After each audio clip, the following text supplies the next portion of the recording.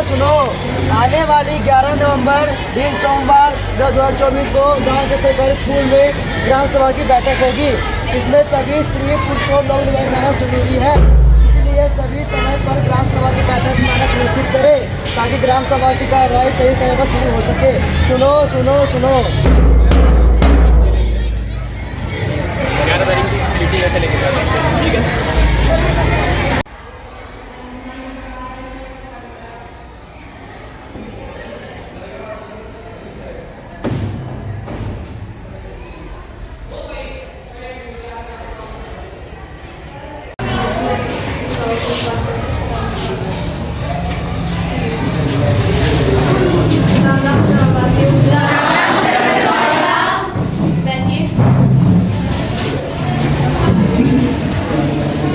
आदरणीय ग्रामवासियों, अधिकारियों, ग्राम पंचायत के पंचों, मैं आज की युवा ग्राम सभा की बैठक में आप सभी का दिल से स्वागत करती हूँ और आज की युवा ग्राम पंचायत योजना शुरू करने की घोषणा करती हूँ।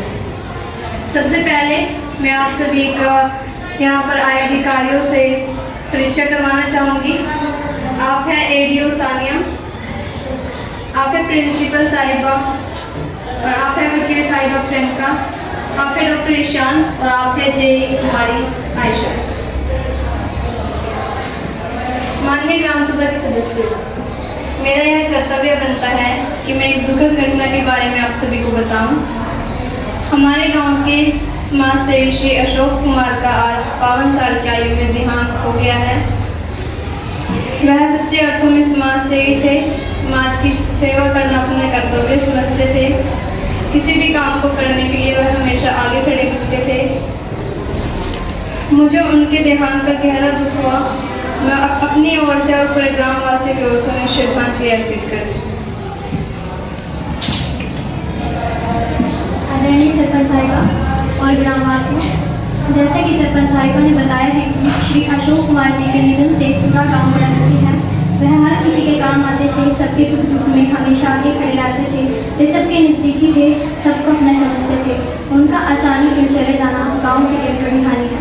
सरपंच साहिबा द्वारा दी गई श्रद्धांजलि में मैं भी अपने आप को शामिल करती हूँ, लेकिन भगवान की करनी को कौन टाल सकता है। उनकी मर्जी के आगे हम सब विवश हैं। भगवान से मेरी यही प्रार्थना है कि दिवंगत आत्मा को अपनी चरणों में स्थान दें। अब सभी उनकी आत्मा की शांति के लिए 2 मिनट का मौन धारण करें।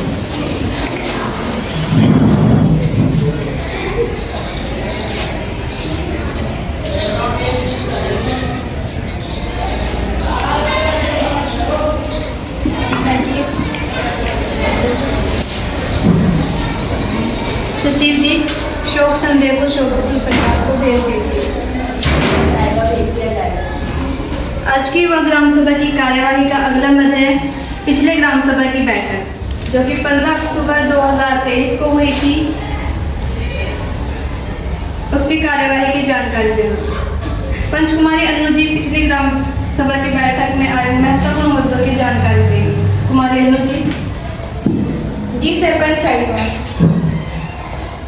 आदरणीय ग्रामवासियों, पिछली ग्राम सभा की मीटिंग में जो महत्वपूर्ण मुद्दे आए थे, मैं उन्हें सरपंच साहिबा की अनुमति से पढ़कर सुनाना चाहती हूँ। सरकारी स्कूल के गेट के पास बारिश के दिनों में पानी खड़ा हो जाता था, जिसके कारण बच्चों का आना मुश्किल हो जाता था। अतः पानी की निकासी का प्रबंध करके उसको पक्का कराने की मांग रखी गई थी। स्कूल की पूर्वी दिशा में जो गली जाती है वह कच्ची थी, उसे पक्का कराने की मांग रखी गई थी। शमशान घाट तक का रास्ता पक्का कराने तथा शमशान घाट में एक शेड बनाने की मांग रखी गई थी। आंगनबाड़ी के भवन का निर्माण कराने की मांग रखी गई थी। सरकारी स्कूल में दूर से पढ़ने आने वाली लड़कियों को साइकिल देने की व्यवस्था करने का प्रस्ताव आया था। कॉलेज में पढ़ने वाले बच्चों के लिए रोडवेज की बस का प्रबंध करने की मांग रखी गई थी। विद्यालय में बच्चों का दाखिला बढ़ाने तथा दाखिल बच्चों की हाजिरी बढ़ाने का भी विचार आया था। प्रधानमंत्री ग्राम आवास योजना की दूसरी किस्त दिलाने की मांग रखी गई थी। ये महत्वपूर्ण 8 मुद्दे थे जो पिछली ग्राम सभा की बैठक में आए थे। इन मुद्दों को आपके सामने रखने के लिए आप सभी का धन्यवाद सरपंच साहिबा जी। धन्यवाद पंच साहिबा। पिछली ग्राम सभा की बैठक में जो 8 मुख्य मुद्दे आए थे उनकी जानकारी आपको पंच कुमारी अम्मी जी ने दे दी है। इन मुद्दों पर ग्राम पंचायत ने जो कार्यवाही की उसके बारे में पंच कुमारी रजिया जी आपको जानकारी देगी। आदरणीय सरपंच साहब और यहाँ मौजूद सभी ग्रामवासियों, पिछली ग्राम सभा की बैठक में जो मुद्दे उठाए गए थे उनमें से पहला मुद्दा स्कूल के गेट के पास पानी की निकासी का प्रबंध करना था।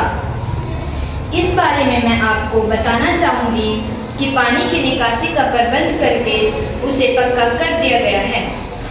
आज जब आप ग्राम सभा की बैठक में आए तो आप सभी ने देख भी लिया होगा।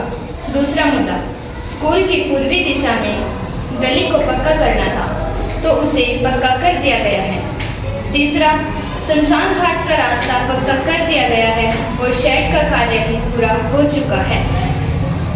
आंगनबाड़ी भवन निर्माण कार्य पूरा होने वाला है। पांचवा मुद्दा गांव के सरकारी स्कूल में दूर से पढ़ने आने वाली लड़कियों को साइकिल दिलवाने का था। ऐसी सभी लड़कियों को CSR योजना के तहत साइकिल दिलवा दी गई है। कॉलेज में पढ़ने वाले बच्चों के लिए रोडवेज बस लगवाने बारे ग्राम पंचायत ने प्रस्ताव पास करके रोडवेज के GM और परिवहन मंत्री हरियाणा सरकार के पास भेज दिया है। उम्मीद है कि यह कार्य जल्द ही हो जाएगा। जहां तक सरकारी स्कूल में बच्चों के दाखिले का मुद्दा है तो पिछले साल के मुकाबले इस बार लगभग 50 ज़्यादा दाखिले हुए हैं। बच्चों के माता पिता को समझाने पर बच्चों की हाजिरी भी बढ़ी है।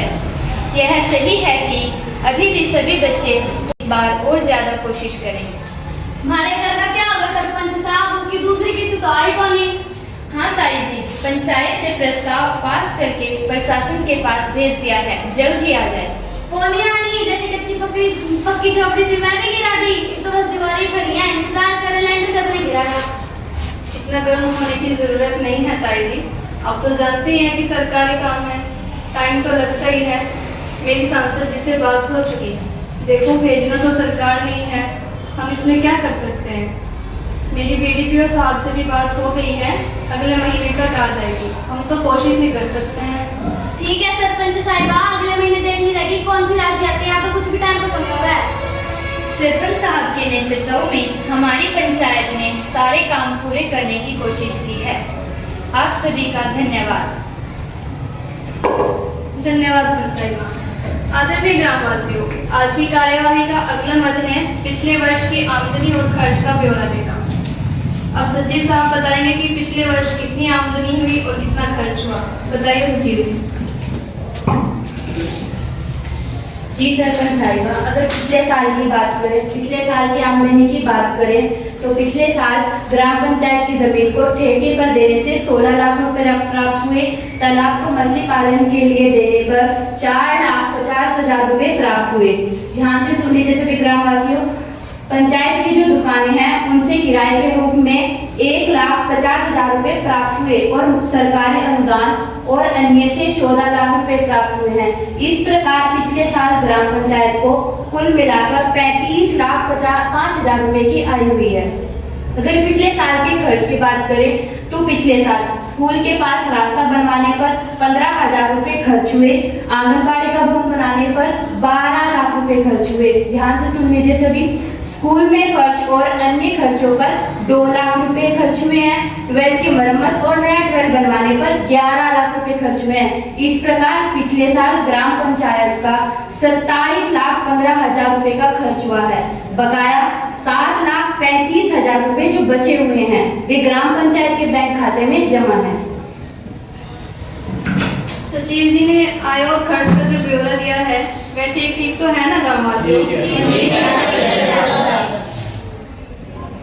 अब आगे की कार्यवाही में सचिव जी पिछले साल की लेखा परीक्षण की रिपोर्ट बताएंगे। हाँ जी सचिव जी बताएं। जी सरपंच साहिबा, पिछले साल आमदनी और खर्च का जो ऑडिट या लेखा परीक्षण हुआ है उसमें किसी प्रकार का कोई ऑब्जेक्शन नहीं लगा है। खर्च किए गए पैसे पर कोई ऑब्जेक्शन ना लगना यह दिखाता है कि जो भी खर्च हुआ है वह नियमों के अनुसार ही हुआ है। यह हमारे लिए खुशी की बात है। सरपंच साहिबा, अगले साल का जो बजट अनुमान लगाया गया है आपके अनुमति से उसे पढ़कर सुनाना चाहती हूँ। सबसे पहले खर्च के जो अनुमान लगाए गए हैं उनमें बिजली बिल के भुगतान पर 75,000 रुपए खर्च होने का अनुमान है। सफाई कर्मचारी, चौकीदारी के वेतन आदि पर 3,50,000 रुपए, निर्माण कार्यों पर 20 लाख रुपए, शिक्षा जन स्वास्थ्य पर 15 लाख रुपए, मरम्मत कार्यों पर 8 लाख रुपए, मनरेगा पर 45 लाख रुपए तथा चौपाल का कार्य पूर्ण करने पर 15 लाख रुपए खर्च होने का अनुमान है। इस प्रकार अगले साल कुल मिलाकर 1,07,25,000 रुपए खर्च होने का अनुमान है। अगले साल अर्थात 2024-25 के लिए आय के अनुमान की बात करें तो ग्राम पंचायत को पंचायती जमीन को ठेके पर देने से 40 लाख प्राप्त हुए होने का अनुमान है। तालाब को मछली पालन के लिए देने पर 10 लाख रुपए, पंचायत की दुकानों का किराया 2 लाख रुपए, फलों वाले वृक्षों से 25,000 रुपए। इसी प्रकार सरकारी अनुदान से मनरेगा के तहत 25 लाख रुपए, जिला परिषद में 11 लाख रुपए तथा चौपाल के निर्माण के लिए 12 लाख रुपए प्राप्त होने का अनुमान है। इस प्रकार कुल मिलाकर 1,25,000 रुपए प्राप्त होने का अनुमान है। अगले साल होने वाले खर्चे और आमदनी को ध्यान से सुनने के लिए आप सभी का धन्यवाद।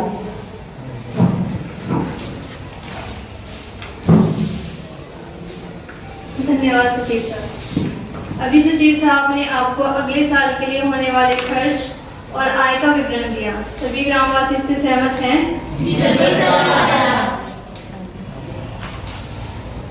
आज की कार्यवाही के अगले बिंदु के लिए अब हम भावी विकास योजनाओं पर चर्चा करेंगे।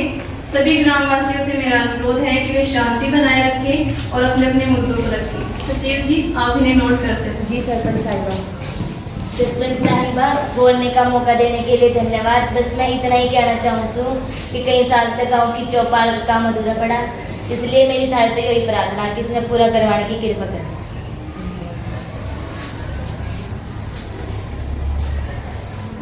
सरपंच साहिबा, मैं यह कहना चाहती हूँ कि सरकारी स्कूल वाले तालाब की गाद निकालकर आधे तालाब को तो साफ कर दिया जाए और आधे में मिट्टी को भरकर बच्चों के लिए खेलने का मैदान बना दिया जाए। ये सरपंच साहिबा, आप तो जानते ही हो कि स्कूल के सामने वाली सड़क कितनी बुरी तरह से टूटी पड़ी है। सड़क में बड़े बड़े खड्डे बन गए हैं और भारी वाहनों के चलने से उनके पलटने का अंदेशा बना रहता है और इसी सड़क से स्कूल के बच्चे भी आते हैं। मेरी आपसे विनती है कि इस बार इस सड़क को बनवाने की कृपया करें।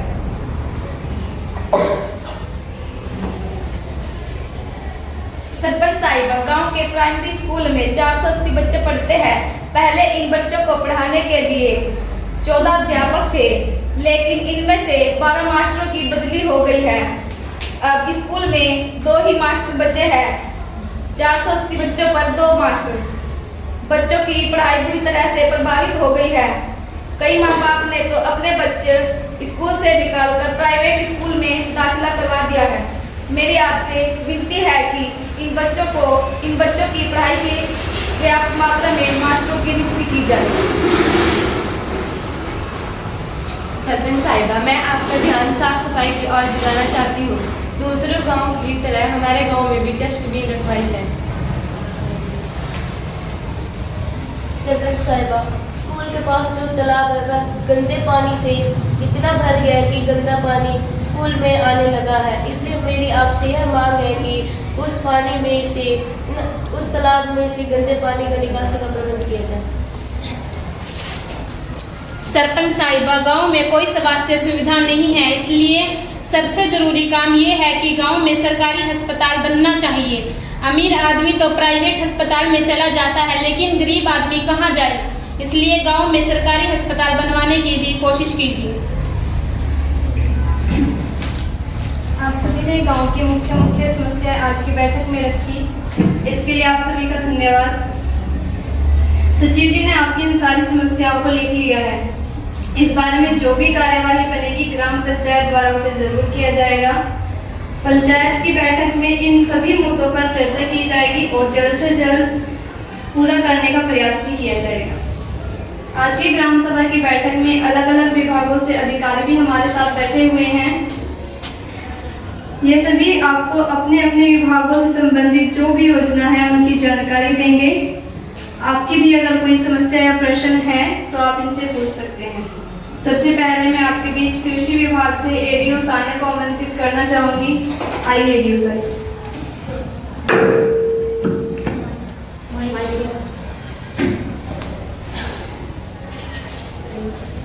जी सरपंच साहिबा। जी सरपंच साहिबा, कृषि विभाग द्वारा किसानों के लिए अनेक योजनाएं चलाई जा रही हैं। उन्हीं में से एक योजना है मिट्टी स्वास्थ्य कार्ड योजना। ये एक बहुत अच्छी योजना है। इस योजना के तहत किसानों का एक कार्ड बनाया जाता है। हर 3 साल में उसके खेतों की मिट्टी की जांच की जाती है। इस जांच से यह पता लगाया जाता है कि मिट्टी में कौन कौन से पोषक तत्व कितनी कमी है, कौन सी मिट्टी में कौन सी फसल बोई जा सकती है, कौन सी खाद कितनी मात्रा में डालनी चाहिए। इस कार्ड में बनवाने में कितना खर्चा आता है डॉक्टर साहिबा?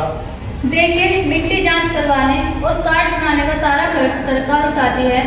आपको इसमें कोई भी पैसा देने की कोई जरूरत नहीं है। डॉक्टर साहिबा, गेहूं की फसल में मनुष्य और खरपतवार बहुत ज्यादा होती है, इसके बारे में भी जानकारी दें। देखिए, यह समस्या हमारे एरिया की सबसे बड़ी समस्या है। इसका सबसे बड़ा कारण एक ही खेत में एक ही फसल को बार बार बोना है। इसलिए फसल में चक्कर बदलाव करके इससे बचा जा सकता है। खेत में एक ही फसल बार बार नहीं बोनी चाहिए, बल्कि साल में एक आध बार गेहूं की जगह दूसरी फसल भी बो लेनी चाहिए। इसके अलावा जब भी आप बीज को बोए तो अच्छे से साफ करके बोए। कौन सी दवाई अच्छी रहेगी डॉक्टर साहिबा? देखिए, टॉपिक नाम से एक दवाई आती है, आप उसका छिड़काव कर सकते हैं। लेकिन फिर भी मैं सभी किसान भाइयों से यह कहना चाहती हूँ कि प्राकृतिक खेती की ओर ज़्यादा ध्यान दें, देसी खाद का ज़्यादा से ज़्यादा प्रयोग करें। रासायनिक खादों और कीटनाशकों का ज़्यादा प्रयोग होने से हमारी ज़मीन जहरीली होने लगी है।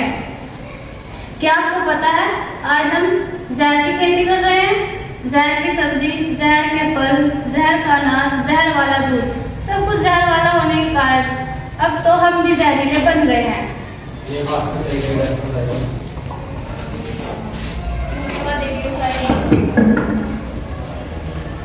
अब मैं हमारे बीच स्कूल की प्रिंसिपल को भी आमंत्रित करना चाहूँगी। आइए स्कूल। धन्यवाद सरपंच साहिबा। मैं आप सभी ग्रामवासियों का धन्यवाद करती हूँ कि आपने मुझे इस युवा ग्राम सभा की मीटिंग में बुलाया और बोलने का मौका दिया। मैं आप सभी को बताना चाहती हूँ कि गांव का सरकारी स्कूल बहुत बढ़िया चल रहा है। स्कूल के सभी अध्यापक मेहनती हैं और पूरी लगन से सभी बच्चों को पढ़ा रहे हैं। बच्चों को पौष्टिक भोजन मिल रहा है और बच्चों को सरकार की तरफ से जो भी सुविधा उपलब्ध कराई गई है वह सभी प्रदान की जा रही है। 10वीं और 12वीं के सभी बच्चों को टैब दिए गए हैं। एक समस्या की तरफ मैं सभी माता पिता का ध्यान दिलाना चाहूँगी कि आप अपने बच्चों को स्कूल जरूर भेजें, क्योंकि बहुत सारे वह स्कूल आते क्यों नहीं? इसका समाधान हमें मिलकर ढूंढना होगा। प्रिंसिपल साहिबा, बच्चों को जो टैब दिए गए हैं उनके फायदे का तो पता नहीं, लेकिन उससे बच्चे बहुत बिगड़ गए हैं। सारा दिन टैब ही चलाते रहते हैं, किताबों को तो देखना और पढ़ना बंद ही कर दिया है। मजाल है किसी का पानी का गिलास भी दे दें। इसका कुछ करो प्रिंसिपल साहिबा। देखिए, टैब बच्चों को सरकार द्वारा पढ़ने के लिए दिए गए हैं। इन सभी में सरकार ने एक सॉफ्टवेयर इंस्टॉल करके दिया है। कुछ बच्चों ने इसके साथ छेड़खानी करके उन्हें बदलवा दिया है। इसलिए माँ बाप की जिम्मेवारी बनती है कि वह देखें उनके बच्चे टैब पर क्या कर रहे हैं। प्रिंसिपल साहिबा, अब मैं आप सभी के बीच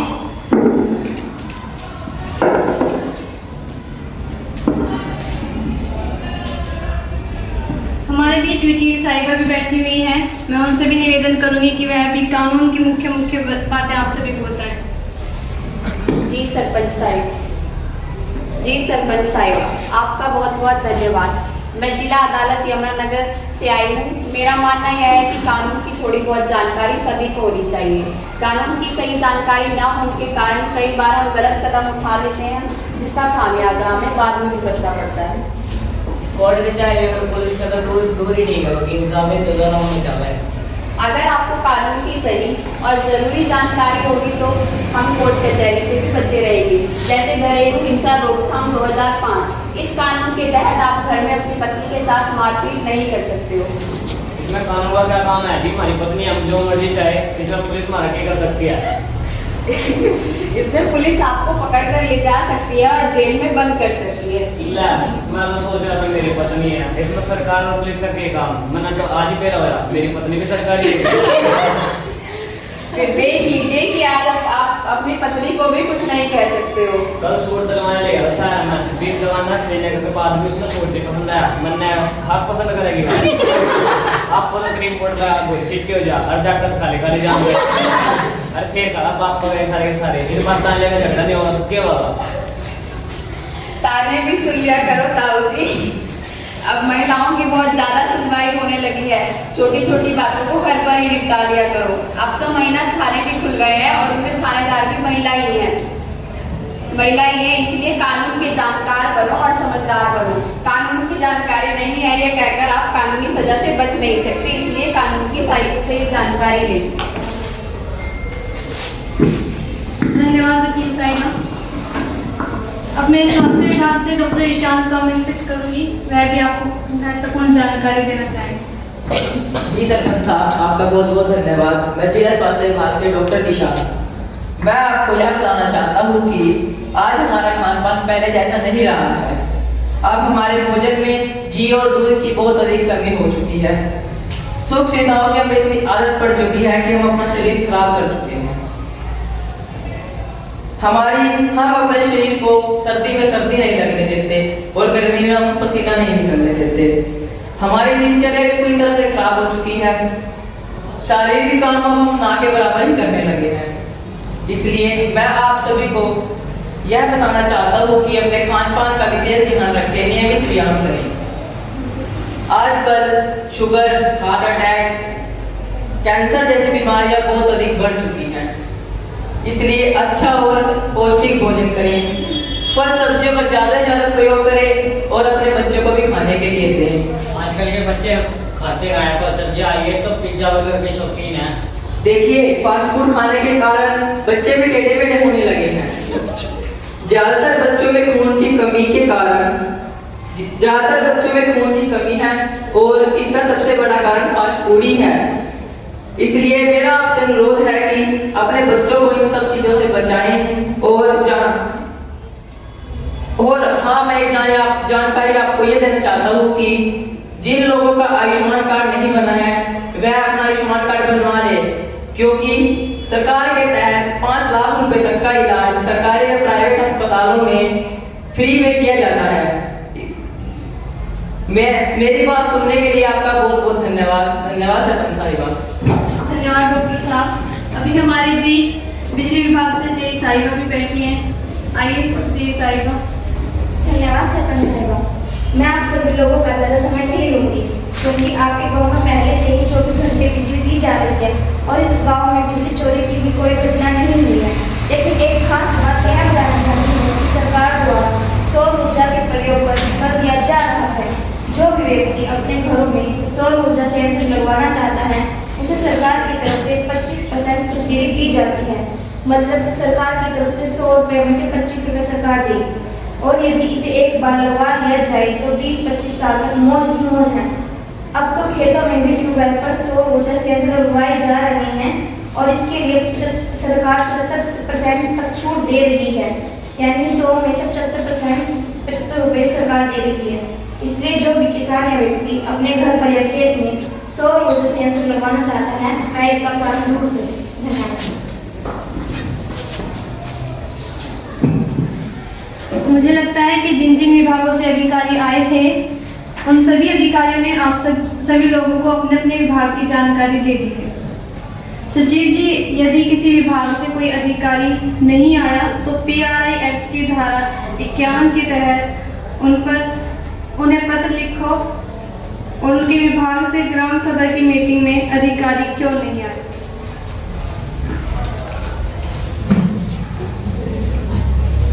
जी सरपंच साहिबा, लिख देते हैं।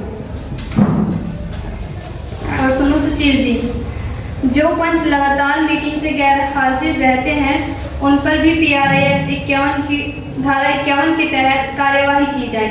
जब मीटिंग में ही नहीं आना होता तो पंच क्यों बनते हैं? सरपंच साहिबा, कई महिला पंच हैं, शायद उनके पति नहीं आने देते होंगे उनको, इसीलिए वे नहीं आए। यहाँ भी तो बहुत सारी महिलाएं बैठी हैं, क्या अपने पति से पूछ कर आई हैं? कितना अच्छा हो यदि महिला खुद बैठक में आए और महिलाओं की समस्या उठाए। अगली बैठक में या तो खुद मेंबर बैठक में भाग लेंगे, नहीं तो PRI एक्ट धारा 51 के तहत उन पर कार्यवाही की जाएगी। आज की ग्राम सभा की बैठक में महत्वपूर्ण बिंदु रजिस्टर में लिख दिए गए हैं। सभी ग्रामवासी इसे पढ़कर इस पर हस्ताक्षर जरूर कर दें।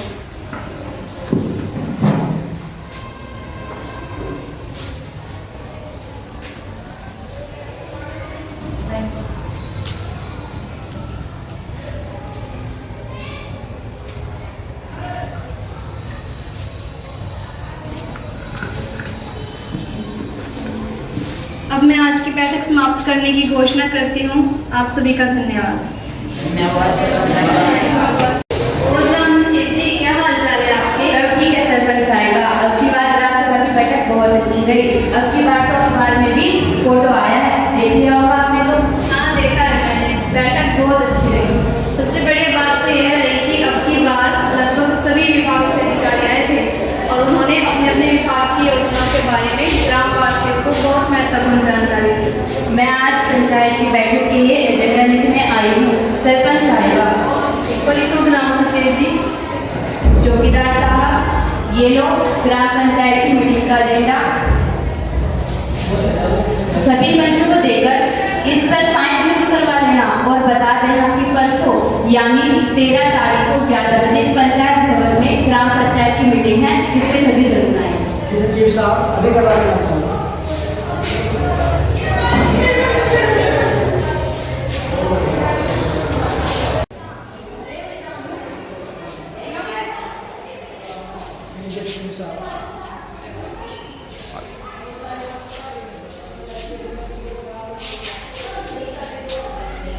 मुनव्वर कहाँ आया?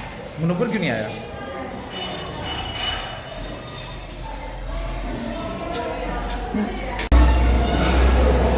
सरपंच साहिबा, कोरम पूरा हो चुका है, मीटिंग शुरू कीजिए। सभी पंचों की हाजिरी रजिस्टर में साइन करा लें। जी सरपंच साहिबा।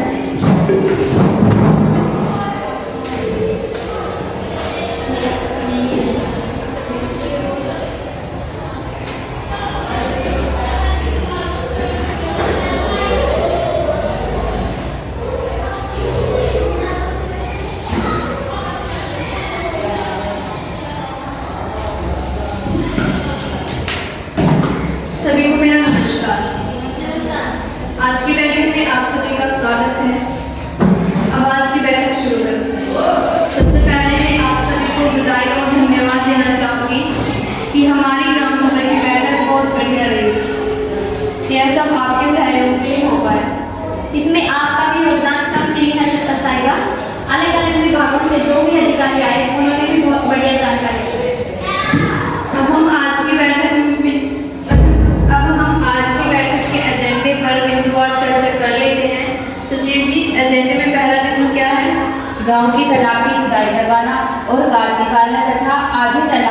मिट्टी भरकर जमीन स्कूल को खोलने के लिए ठेलने के लिए देना। सबसे पहले हम इस बिंदु पर चर्चा करेंगे। सरपंच साहिबा, यह तालाब काफी समय से बेकार पड़ा है। इसमें गांव की गंदगी इकट्ठा हो रही है। मेरे हिसाब से तो यही सही होगा कि तालाब की गाद निकालकर और आधे तालाब में मिट्टी भरकर स्कूल को खेल का मैदान बनाने के लिए दे दिया जाए।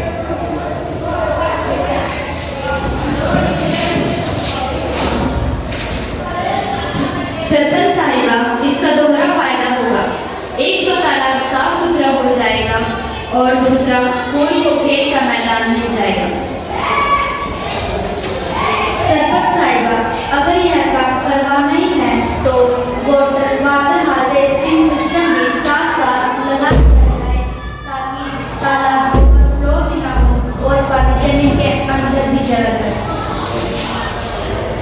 सरपंच साहिबा, तालाब के चारों ओर पेड़ पौधे लगाए जा सकते हैं और हाँ, इस तालाब को घूमने फिरने के लिए पार्क के प्रयोग किया जा सकता है। सरपंच साहिबा, क्या इस काम में सभी सहमत हैं? हाँ सरपंच साहिबा, आजकल जल शक्ति मिशन के तहत तालाबों का पुनरुद्धार और नवीनीकरण किया जा रहा है। कई गांव में यह काम चल रहा है। इसमें सारा खर्चा सरकार का होता है। सचिव जी, इसके बारे में मार्गदर्शन कीजिए हमारा। जी सरपंच साहिबा, पंच ठीक कह रही है। मैं पूरी जानकारी लेकर इसका अनुमान बनवा कर दूँ। ठीक है, मैं भी PDPO साहब से मिलकर इसके बारे में पूरी जानकारी लेती हूँ। तो यह काम करवाने के लिए सभी सहमत हैं? हाँ जी सरपंच साहिबा। सचिव जी ने कार्यवाही रजिस्टर में प्रस्ताव लिख दिया है। जब तक चाय आती है तब तक सभी इसके पक्ष और विपक्ष में हस्ताक्षर जरूर करते हैं।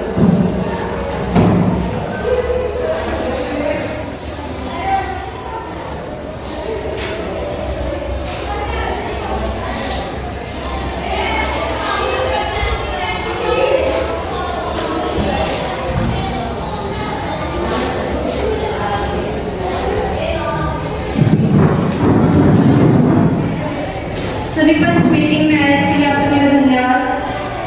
गांव वालों ने जो जिम्मेदारी हमें दी है, उम्मीद है हम उसे जरूर पूरा करेंगे। सभी का धन्यवाद। अब मैं आज की मीटिंग समाप्त करने की घोषणा करती हूँ। राम राम।